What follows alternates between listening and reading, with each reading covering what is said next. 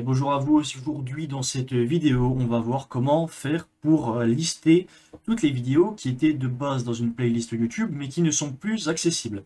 Alors ici j'ai pris en exemple une playlist aléatoire que j'ai trouvée directement sur YouTube. Qu'est-ce qu'on peut voir? On peut voir qu'en fait la playlist, dedans il y a 52 vidéos, mais en fait il n'y en a pas, là il n'y en a pas vraiment 52 dans la liste. Si on retourne, il n'y en a que 47.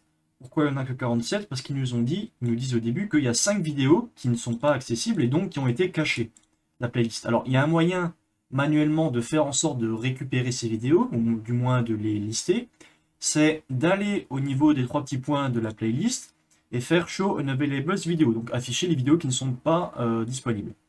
Une fois qu'on a fait ça, voilà, maintenant, ils nous disent que les vidéos vont maintenant quand même être... Enfin, les vidéos sont affichées, mais elles ne seront toujours pas disponibles lorsqu'on fera la lecture de la playlist. Et si on descend un petit peu, on peut voir que maintenant, là, on a une private vidéo qui s'est ajoutée. Si on descend encore, peut-être qu'il y a d'autres vidéos. Par exemple, ici, c'est une vidéo qui a été supprimée, ainsi de suite. Donc, comment faire en sorte de savoir quelle était la vidéo qui a été supprimée? Parce que le problème, c'est que là, on peut voir que si je m'ouvre dans un nouvel onglet, qu'est-ce que je vais avoir? Bah, évidemment, ça me met un message comme quoi la vidéo n'est pas accessible. Voilà, on peut voir que là, il y a déjà un tiret au niveau du titre. Le temps que ça charge un petit peu, hop. Là, on nous dit que la vidéo est privée, c'est une vidéo privée, et qu'on doit se connecter si jamais c'est notre vidéo pour pouvoir la visionner. Mais on n'a pas le titre, on n'a absolument rien, on n'a aucune information sur cette vidéo.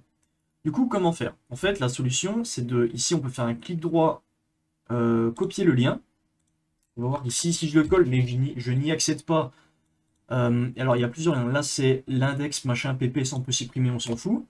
Ensuite, là, on a un ID, mais qui correspond à la playlist. Donc, c'est la playlist de l'ID de la playlist, pardon, je vais réussir. On voit que ça commence par PLB, machin bidule. Ici, on y est, PLB. C'est vraiment la playlist, ça ne nous intéresse pas. Donc, ça, on peut supprimer aussi, paf. Et le dernier, c'est l'ID de la vidéo. Donc, c'est underscore OBL bidule. Il y a une façon de faire qui est soit de chercher directement sur Google avec l'ID de la vidéo et peut-être... Voilà, on peut voir wikidata.org. Ici, il y a le titre, donc Charlie Beats My Finger. Voilà, il y a un Wikipédia, il y a pas mal de choses qui reviennent. Donc là, on arrive à récupérer le titre. On n'a pas forcément beaucoup d'informations. Tandis que si, par exemple, on se rend sur Wayback Machine, Wayback Machine, vous devez peut-être commencer à connaître, qui est un site qui permet de répertorier, c'est une sorte d'archive numérique, des différentes pages Internet. On peut récupérer la version de différentes pages qui ont déjà existé. Et là, on va récupérer tout le lien complet de YouTube. On va le mettre ici, on va faire Browse History pour afficher les pages précédentes. La vidéo a été mise en privé, mais si c'est une vidéo qui est très connue, là en l'occurrence on avait vu qu'en cherchant sur Google Charlie Beats My Finger, c'est quelque chose, c'est un mème qui est vraiment très connu, donc là en l'occurrence il y a de grandes chances que ce soit déjà répertorié sur Wayback Machine. On va voir que le premier résultat date de 2007, très certainement ça date d'upload, et que en 2023, bon là en l'occurrence nous elle est plus disponible, donc on va peut-être retourner par exemple en 2017 et aller sur un endroit bleu, donc c'est là où ça a été enregistré, et par exemple on choisirait un au pif et aller dessus. Pourquoi je retourne en 2017? Parce qu'il y a moins de chances en 2017 qu'elle soit déjà supprimée, alors que si on retourne en 2023, à mon avis elle a été supprimée il y a peu de temps. Et voilà, ici, alors en l'occurrence on ne va pas pouvoir lire la vidéo, parce que Wayback Machine, je crois que ça ne fonctionne pas au niveau des médias, mais on va pouvoir retrouver le titre, le nom de la chaîne YouTube, la date d'upload, et également le nombre de vues, alors le nombre de vues à l'époque, c'est-à-dire le 14 juin 2017, il y avait 850 millions de vues. Alors on peut même voir la description, je crois, voilà, on a pas mal d'informations. Donc ça nous permet de retrouver le nom, donc on sait que maintenant, dans cette playlist-là, la vidéo qui a été mise en privé, c'est la vidéo originale Charlie Beats My Finger, again. Ok, donc ça, on a l'information. Le problème, c'est que vous vous rendez compte que si on doit faire ça à chaque fois, ça prend un peu de temps, surtout que là, en l'occurrence, on a un peu de chance, c'est une playlist que de 50 vidéos, il n'y en avait que 5 qui ont été cachées. Le problème, c'est que si on a une playlist avec 500 vidéos et que dedans, tu en as une centaine qui sont cachées, ça va être très long, très fastidieux de tous les retrouver. De même, ici, on peut voir que les vidéos qui sont affichées, il y a private vidéo, mais il y a également deleted vidéo, donc les vidéos qui sont mises en privé, donc pour lesquelles on n'a plus accès, et les vidéos qui ont été supprimées.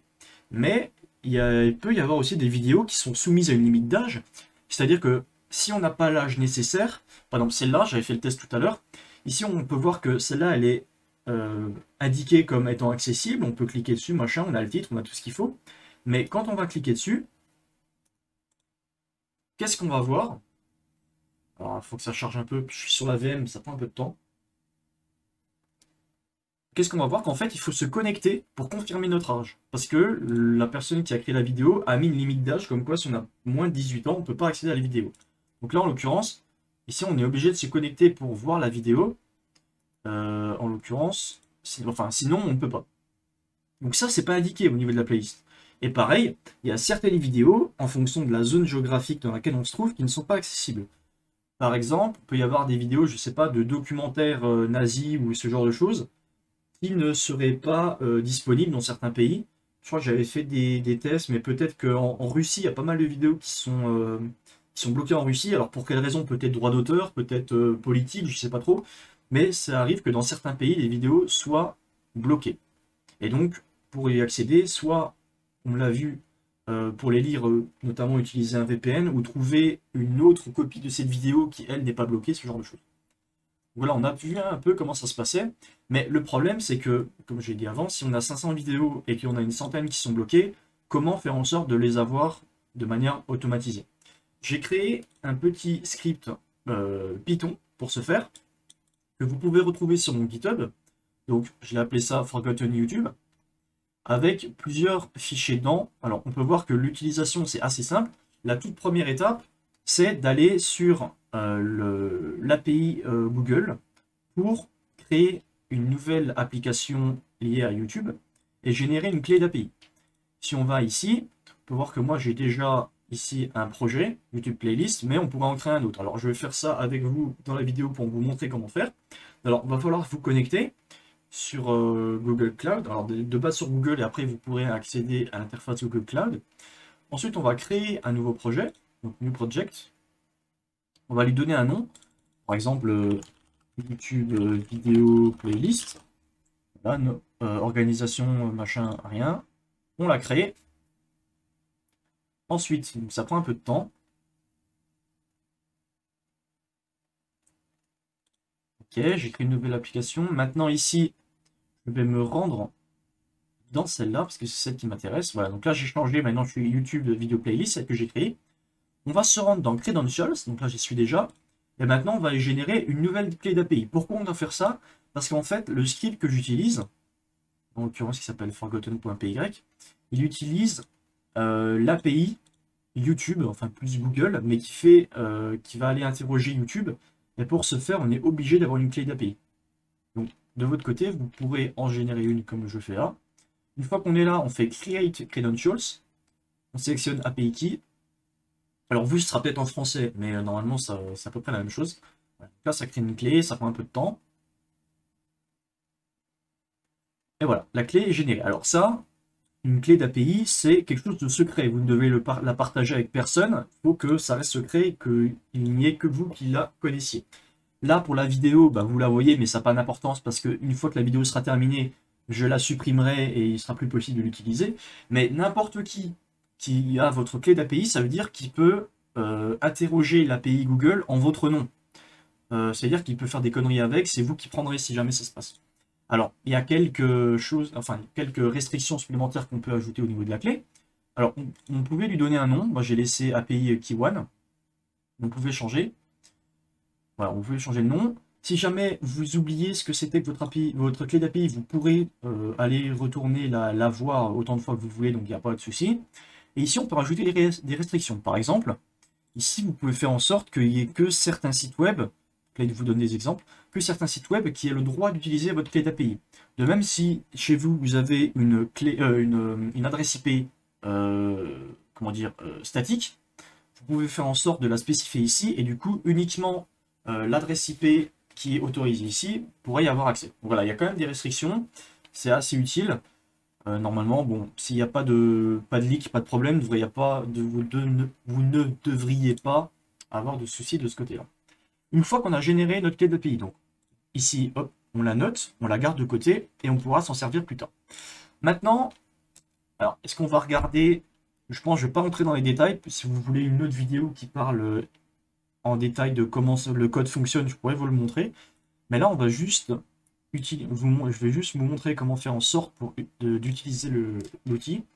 Alors, on se rend sur le GitHub, on copie le lien. Alors, soit vous faites code download zip pour télécharger directement le code, soit vous prenez le lien de l'URL du repository. Si vous êtes sous Linux, vous allez directement dans le répertoire que vous voulez et vous faites un git clone, vous collez l'URL et vous faites entrer. Normalement, ça va vous télécharger directement le repository. Moi, je l'ai pas fait, enfin, je le fais pas parce que je l'ai fait juste avant. Et on se retrouve, ls-là, on se retrouve ici avec quelque chose comme ça. Je crois que vous n'aurez pas ça de base. Ça, c'est juste une fois qu'on a lancé le code une seule fois, il y a ça qui est généré. Pareil, option.pic, je sais pas pourquoi c'est là, j'ai dû faire des tests avant et ça s'est retrouvé ici. Alors, comment ça fonctionne? Simple. Alors, ça fonctionne avec Python 3. Ah oui, j'ai aussi oublié de préciser avant. Si vous lancez juste comme ça, il y a peu de chances que ça fonctionne. Pourquoi? Parce qu'il faut certains modules Python en plus pour réussir à faire fonctionner la chose. Notamment Google API Python Client, qui sera utilisé pour faire les appels API. C'est pour ça qu'on a récupéré notre clé d'API Google. Et on aura également ArcParse, que j'utilise pour faire un menu d'options. Donc vous faites un pip install upgrade de ceci et de ArcParse, et normalement vous pourrez utiliser directement le script. Une fois que c'est fait, on lance Python 3 avec le main. Donc si je lance juste comme ça, évidemment là ça me met une erreur comme quoi il y a des arguments qui sont requis, notamment le "-i" et le "-a". C'est deux choses qui sont obligatoires. "-id", qu'est-ce que c'est? C'est l'ID de notre playlist. Donc ici c'est l'ID là qu'on a ici. Et la API, c'est ce qu'on a généré juste avant, c'est la chaîne de caractères suivante. Si on veut plus d'informations sur l'aide, on fait un "-h" de notre script, et là, ça nous donne absolument tous les arguments qu'il est possible d'utiliser. Donc le "-help", c'est ce message-là. "-i", ou alors "-id", c'est comme j'ai montré juste avant, c'est l'ID de la playlist. "-a", ou "-API", c'est pour indiquer l'API Google, enfin la clé de l'API Google. "-u", c'est pour lister toutes les vidéos qui sont pas disponibles au niveau de la playlist. Donc c'est-à-dire les vidéos qui sont supprimées et privées. "-r", restricted, ça affiche les vidéos qui ne sont pas accessibles au niveau des pays. Et je crois que ça marche aussi pour restricted, c'est aussi au niveau de l'âge.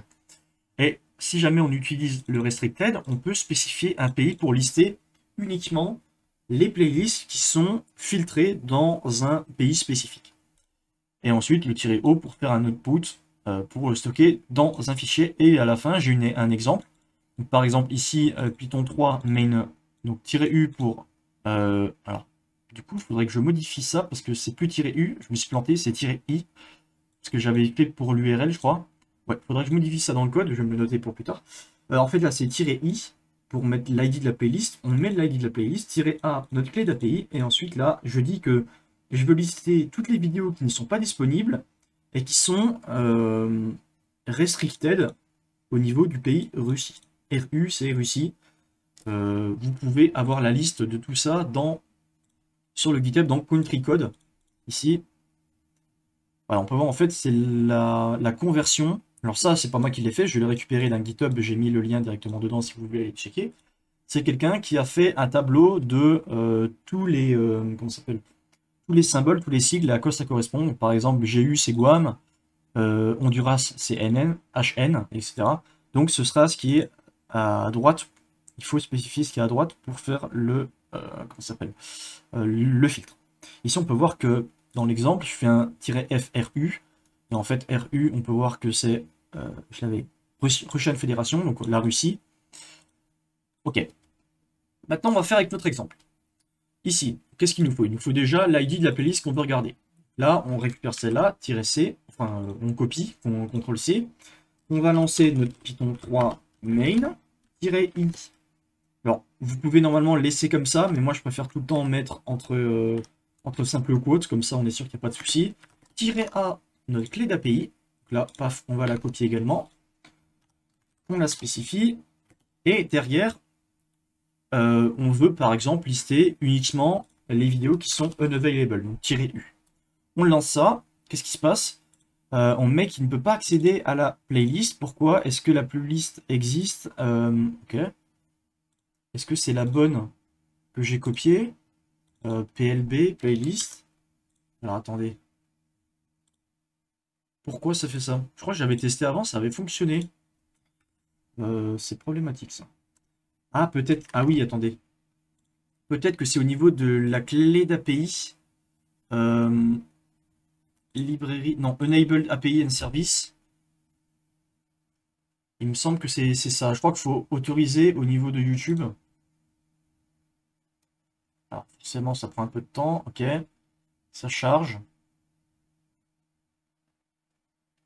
Faut cliquer sur Enable API and Service. C'est vrai que j'avais oublié de faire ça avant, ici. Paf.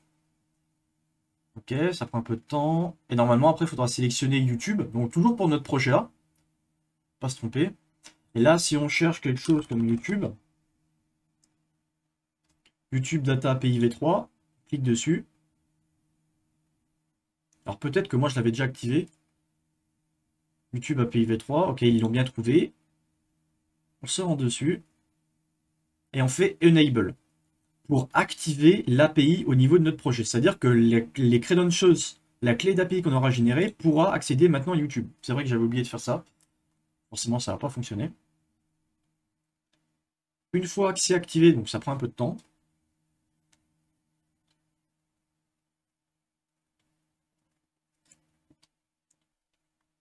Ok, on revient là-dessus.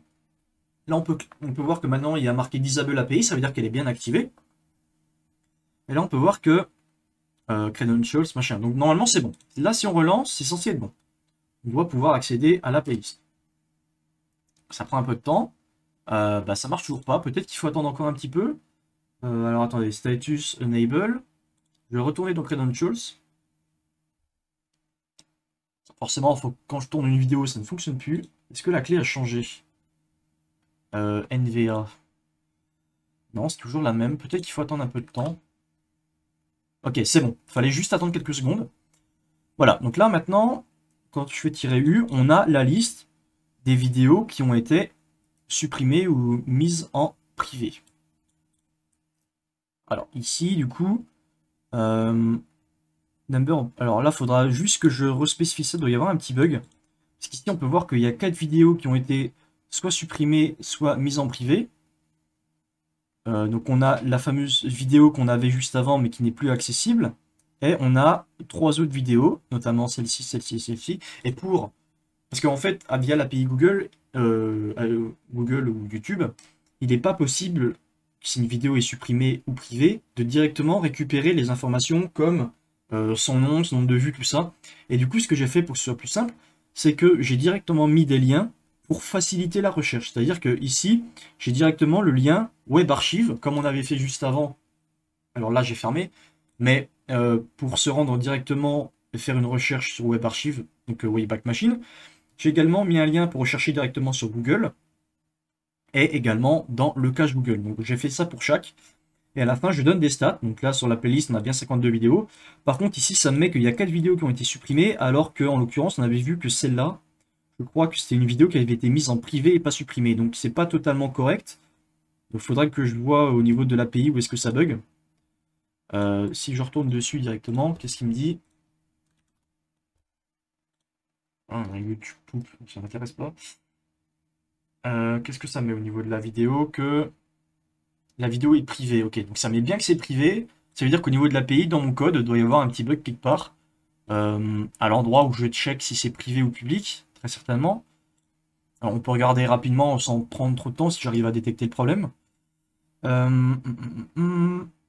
Vidéo. Alors là, c'est région restricted, available, machin. Ça doit être ici, select vidéo, get the deleted private or blocked videos. C'est le count deleted videos plus 1. Enable. Au niveau de private, peut-être que c'est parce que j'utilise pas en fait, non? Count private video, CTRL F. Mince, non. Hop, si j'utilise... Ok, c'est juste my... Ok, bah là, en fait, ce que je fais, c'est que le problème, je le sélectionne, je l'affiche, enfin, je le définis, je le déclare, je lui assigne le 0 de base, et là, je l'affiche, mais je fais aucun +1 dans le code. Donc forcément, il va pas trouver les bonnes vidéos. Ce sera un petit truc à régler. Au moins, on a détecté un petit bug. C'est cool. Et voilà, maintenant, on peut voir que du coup, avec la playlist là, on voit qu'on a 4 vidéos qui sont inaccessibles. Mais en l'occurrence, là, il nous mettait qu'il y en avait... Oh, pardon. Il disait sur la playlist... Pourquoi j'ai quitté? Ça va être chiant. Hop, là, ça dégage. Sur la playlist, qu'en fait, il y avait 52 vidéos, il y en avait 5 qui étaient pas accessibles. Pourquoi donc? Parce qu'en fait, tu as des vidéos qui sont restricted et qui sont pas listées. Donc là, si on fait -R, ça va aussi nous afficher les vidéos qui sont restricted. Dans certaines régions, évidemment. Et au niveau de l'âge également. Donc là, on peut voir que dans la playlist, on a 2 vidéos qui sont restricted au niveau de l'âge. C'est-à-dire que celle qu'on avait vue avant là, avec le cheval qui courait, ben, en fait, il faut être connecté à YouTube et avoir plus de 18 ans pour pouvoir la visionner. Et il y en a une autre, celle-là également, qui n'est pas accessible si on n'est pas connecté. Et ici, on a des vidéos qui sont bloquées dans certains pays. Cette vidéo-là est bloquée dans alors, Brunei, en Allemagne, Micronésie, Indonésie, Cambodge, Laos et quelques pays. Donc, on peut voir que c'est surtout en Asie. Alors pourquoi cette vidéo est bloquée en Asie, je ne sais pas, mais très certainement droit d'auteur, ou comme j'avais dit au début, et des choix politiques. On peut voir que cette vidéo-là a été bloquée en Russie, celle-ci aussi, et que cette vidéo-là a été bloquée dans tous les pays du monde. Ok. Maintenant, je dis que là, sur toutes les vidéos qui ont été filtrées ou bloquées au niveau d'une région spécifique, moi, je veux spécifier, comme on avait vu juste avant, uniquement celle en Russie. Et je vais enlever le "-u" pour avoir moins d'informations au niveau de celles qui ont été supprimées ou mises en privé, ça ne m'intéresse pas. Je veux uniquement les vidéos qui sont bloquées dans des régions spécifiques. Notamment, ici, en l'occurrence, la Russie. Je relance. Ça prend un peu de temps.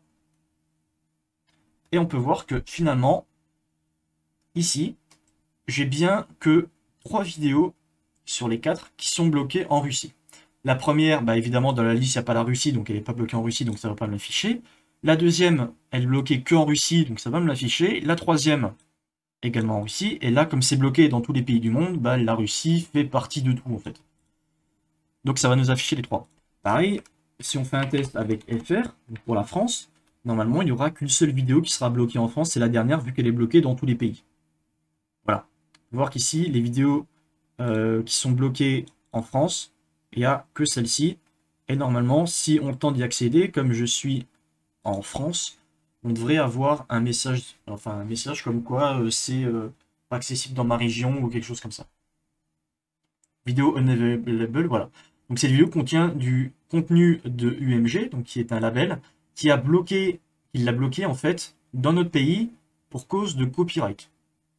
Donc cette vidéo, on ne peut pas la lire. Pourquoi? Parce qu'elle a été bloquée dans notre pays, en l'occurrence la France. Mais là, le problème, c'est qu'on a beau utiliser un VPN pour aller dans n'importe quel autre pays, c'est bloqué dans tous les pays. Donc là, j'ai mis aussi pour retrouver... Là, quand c'est bloqué dans certains pays, on a quand même le nom de la vidéo et on peut avoir plusieurs informations avec le Wayback Machine, par exemple. Voilà, donc j'espère que cette vidéo vous aura plu. Elle a été un petit peu longue, mais au moins ça vous montre bien comment utiliser le tool. C'est surtout utile quand on fait de l'OSINT ou quand on veut faire certaines investigations sur des vidéos YouTube et on a des vidéos qui étaient de base dans des playlists et qui ont été supprimées, qu'on n'arrive pas à retrouver. Avec ça, ça permet d'automatiser un peu plus la tâche et de nous faciliter nos recherches. J'espère que ça vous aura plu. On se dit à la prochaine pour une prochaine vidéo. Vous pouvez vous abonner pour être au courant des vidéos qui arriveront et laisser un petit pouce bleu sur celle-ci si elle vous aura plu. On se dit à la prochaine. Allez, bye bye.